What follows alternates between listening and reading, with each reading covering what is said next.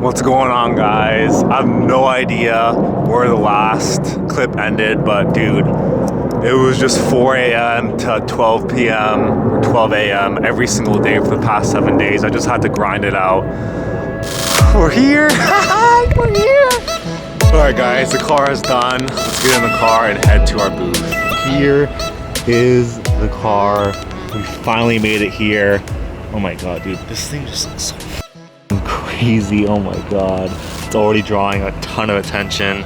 We'll see how it does in the Battle of the Builders competition, and let me show you guys some like key things of what I struggled with, and if you guys are thinking about doing this conversion, like what to expect and all that good stuff. So I'm going to start with the most complicated part of this whole body kit, which for the most part with over fenders, it's usually the back area right here, the back over fenders, because you have to cut so much off the body. And just to give you guys an idea, I mean, if you really look at it, you can tell how much gets cut off, because you can see the tire is where the handle is, the door handle, and where the body used to sit is right where this edge right here is. So right here all the way up to the gas cap, all of that was cut off, and it's about 6 to 8 inches. And I'll show you guys what you would have to do if you don't want to run airbags like myself. I'm going a full coilover setup, no airbags here. So let's see what we have to do.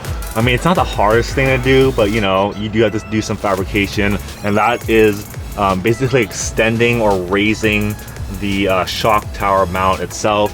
You can see right here, point right there is where the original shock tower of this stops, and then we moved it all the way up here, so that way you can run a coilover, which in this car is not a true coilover, it's a divorce suspension coilover, and then that will allow the shock to fit in there as if it was just a normal build with no body kit. And as far as the springs, well, that gets a little more complicated, but this is the most important part. This is the most important part that you need to know. So can it be done? Yes. There's modifications to be done also, and that is also yes. And also going over the body kit as a whole, remember, when you're first looking at it, it just looks like kind of front bumper, quarters, obviously over fenders in the back and the rear bumper, but it is a lot more than that. There's a lot more pieces. Like for example, obviously the front bumper, the canards, the quarter, and then as you come into here, this is where it starts breaking up a lot, and you start getting a lot more pieces. So remember, these two things right here are not original.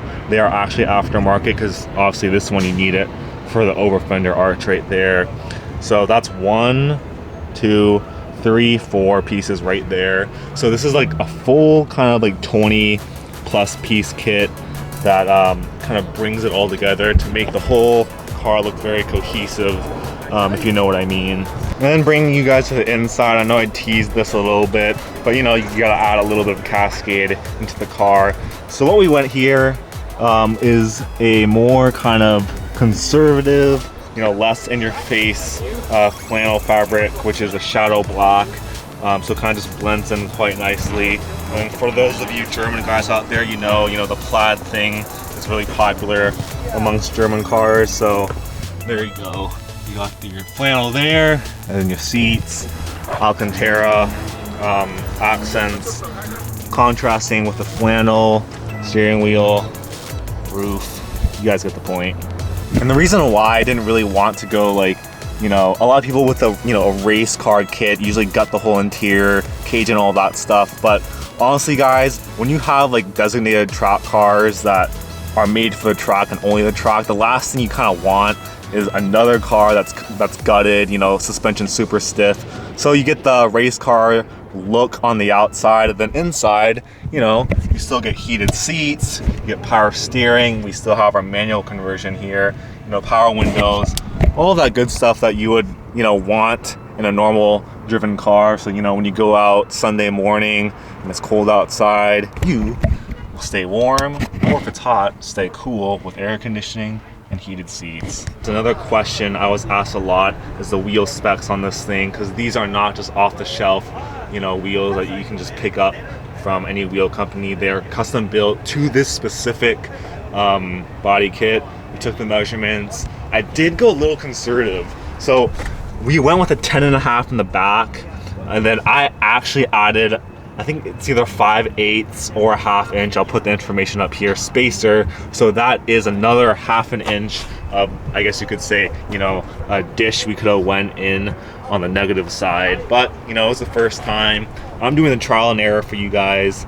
I'll put all the specs, the front and the back wheels, if you guys like it, right here. And arguably one of the best parts of this car is the manual conversion. And listen up, guys, this is very, very, very important, because I know when you know, manually convert some cars, you gotta get, you know, custom bell housing, do a lot of modification, where in this car you actually do not have to do, because kind of like the 996 generation of Porsche, this generation, which is W202, all the parts are pretty much interchangeable between models, which includes the drivetrain, the transmission, and the engine. So this is obviously the 4.3 V8 because it's a C43, but also if you just start with a base C230, you can still put in a V8 pretty easily. And that's the same thing with the transmission. So all you have to do is, I forgot the exact name of the transmission, I'll put it up here, but it is an exact Mercedes transmission. So there is no aftermarket bell housing you guys have to do or any modifications like that. It's literally, it bolts right into the engine as if it's supposed to be there. And you just have to flash the ECU, which costs a couple $100, so it won't freak out because, you know, it won't know it's not in reverse or drive. And yeah, that's pretty much it. That is pretty much the C43 DTM build in a nutshell. If you guys are interested in this, I think we can pretty much offer a very budget-friendly price. Obviously, fiberglass being the cheaper one, and then, you know, exposed carbon like this being the more top-tier one. But yeah, the whole goal of this thing, guys, is obviously, you know, doing the builds and stuff is fun, but it's always nice if you can have the opportunity to make a little bit of money off of these as a business. And the good thing about our prices is it is including the shipping, the duties, the transportation, everything that most of you guys kind of get screwed on when you import stuff from Asia and any other foreign countries. So right now, I'm gonna go check out the competition that this thing is up against, and then we'll see how this does against everyone else, because the judging happens today on Monday, and then tomorrow on Tuesday, around 1, we find out if we moved up, and then we get a little bit deeper into the build with, you know, our fellow builders out there. Here it is. This is pretty wild.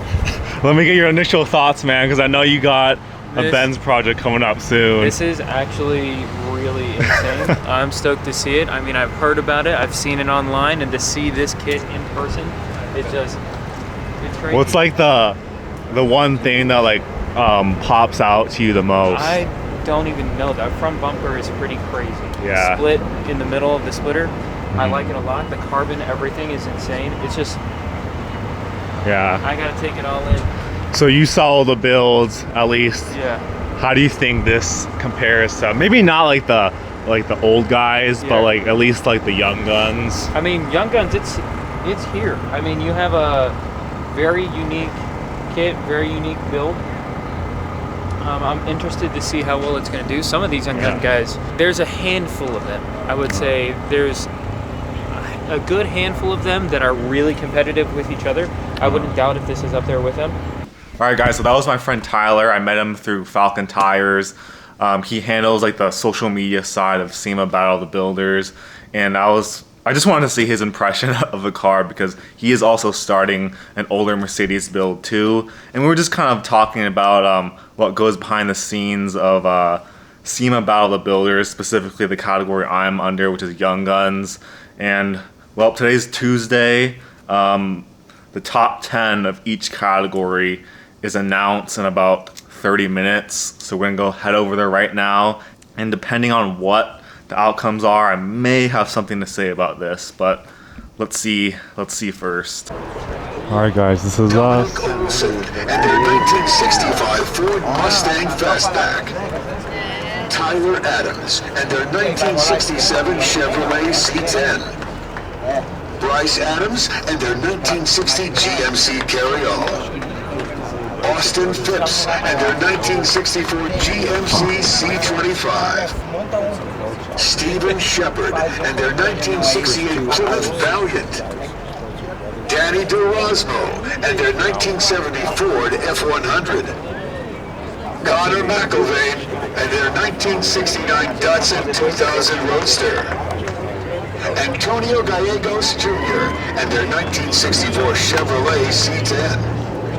Zach Eason and their 1970 Datsun B210. Dedham Cox and their 1979 Porsche 911 Safari.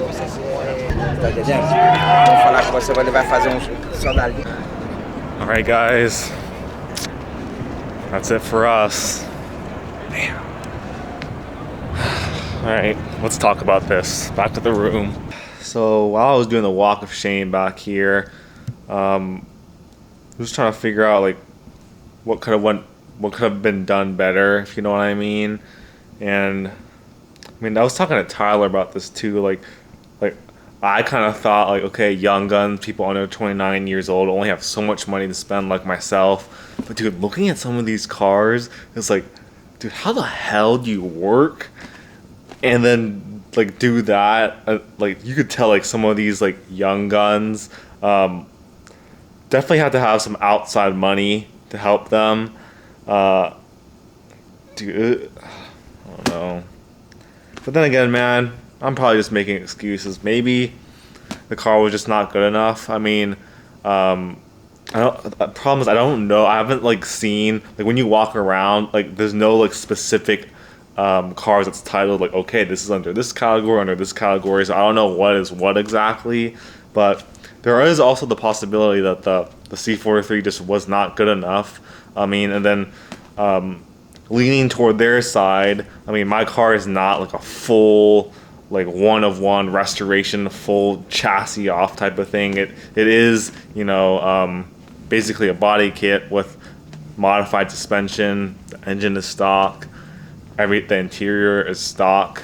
So maybe that's just it. And then also, like, I'm pretty sure you guys know, like, SEMA is heavily influenced and like focused on the hot rods and the trucks, which is why in that video you guys saw, it's almost all trucks or an American car. So that could also be the possibility there. Maybe this car just isn't the right type of car for the crowd.